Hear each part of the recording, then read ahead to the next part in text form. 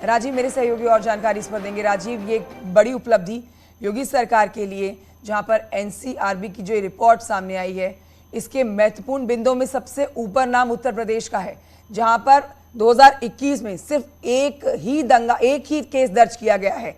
सांप्रदायिक सौहार्द बरकरार है। राजीव, देखिए यकीनन जो योगी सरकार में कानून व्यवस्था बेहतर होने की बात की जाती है, उस पर एनसीआरबी की रिपोर्ट ने भी अपनी मोहर लगाई है। उत्तर प्रदेश एक ऐसा राज्य है जिसमें सिर्फ एक ही सांप्रदायिक घटना 2021 में हुई है, जबकि अगर 19 और 20 की बात करें तो एक भी सांप्रदायिक हिंसा नहीं हुई है। जबकि इस समय मैं आपको रोकना चाहूंगी राजीव। एडीजी प्रशांत कुमार इस समय हमारे साथ फोन लाइन पर मौजूद हैं। सर, स्वागत है आपका न्यूज 18 पर। ये एक बड़ी कामयाबी, बड़ी उपलब्धि उत्तर प्रदेश के लिए, जहां पर जो ये रिपोर्ट के हम आंकड़े बता रहे हैं, जिसमें एनसीआरबी की हम बात कर रहे हैं, सिर्फ एक दंगा, एक मामला दर्ज हुआ है 2021 का। ये एक बहुत बड़ी उपलब्धि सर।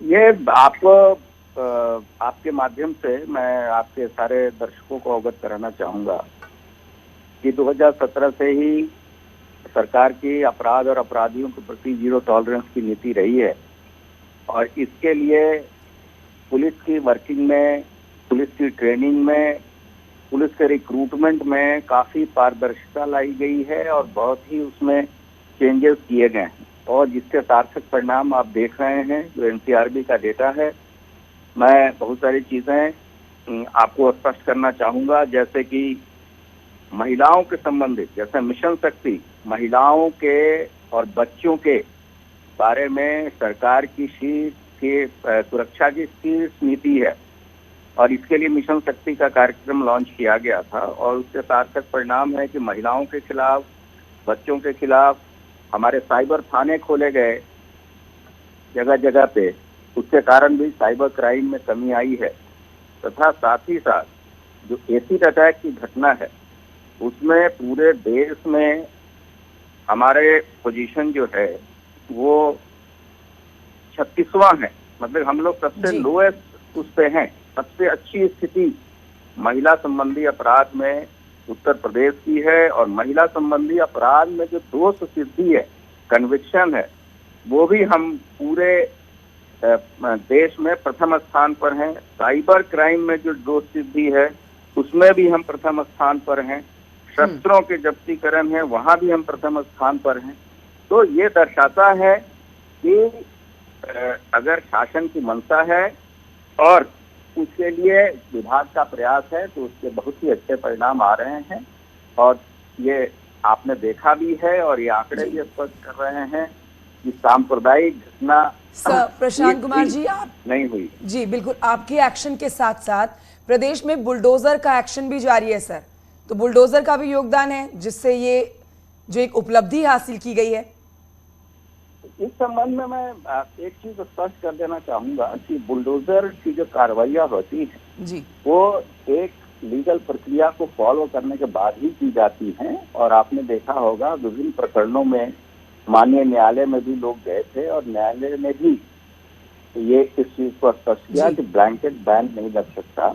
ये दर्शाता है कि पूरे विवेक और नियम फॉलो करने के बाद ही बुलडोजर का इस्तेमाल होता है, और जिन लोगों ने अवैध तरीके से चीजों को कब्जा कर रखा है या अवैध बिल्डिंग बना रखी है, अभी आपने हाल ही में देखा होगा कि माननीय सर्वोच्च न्यायालय के आदेश से जो भ्रष्टाचार का टावर था, वो किस तरह से नोएडा में गिराया गया जी, और जो हमारे बायस के जो राइट्स है उसको प्रोटेक्ट किया जा रहा, ये सभी चीजें दिखाती है कि जनहित के मामले को सर्वोच्च रखते हुए कार्रवाई हो रही है। इसके साथ साथ ईज ऑफ डूइंग बिजनेस और जो इन्वेस्टमेंट यूपी में बढ़ रहा है लगातार, वो लॉ एंड ऑर्डर के अच्छे होने के कारण ही ये इन्वेस्टमेंट आ रहा है, और लगातार सरकार इस पर आगे भी ध्यान दे रही है। शुक्रिया सर हमसे बात करने के लिए, और आपको कंग्रेचुलेशन एक बार फिर से। हमारे साथ शैलेंद्र वांगू भी इस समय फोन लाइन पर मौजूद हैं, उनसे बात कर लेते हैं। शैलेंद्र वांगू हमारे सहयोगी और जानकारी देंगे। शैलेंद्र, ये एक बड़ी उपलब्धि है, यहाँ पर जीरो टॉलरेंस की जो नीति चलाई जा रही है, जो अपनाई जा रही है, ये उसी का ही नतीजा है कि आज एनसीआरबी की जो रिपोर्ट सामने आई है, उसमें 2021 में यूपी में सिर्फ एक दंगा, एक मामला दर्ज किया गया है। ये बड़ी उपलब्धि यूपी सरकार के लिए। शैलेंद्र, बिल्कुल, ये एक बड़ी उपलब्धि है योगी सरकार के लिए। आपको बता दें, हालांकि जो एनसीआरबी है वो हर साल एक रिपोर्ट जारी करती है, जो पिछले साल में जो अपराध हुए होते हैं उसका वो लेखा जोखा, उसका ब्यौरा वो सामने रखती है। जो ताजा रिपोर्ट रिलीज की गई है उसके मुताबिक सांप्रदायिक हिंसा की अगर हम बात करें तो यूपी में, इतने बड़े राज्य में, सिर्फ एक घटना दर्ज की गई है।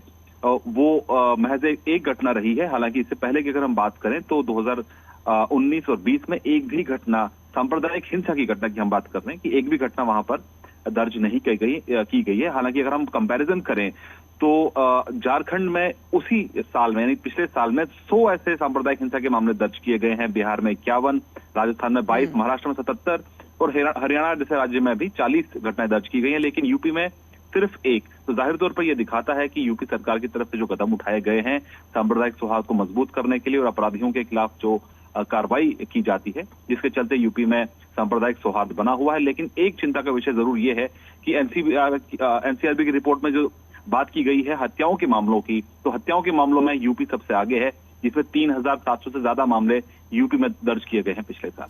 बहुत शुक्रिया आपका बातचीत करने के लिए शैलेंद्र वांगू जी।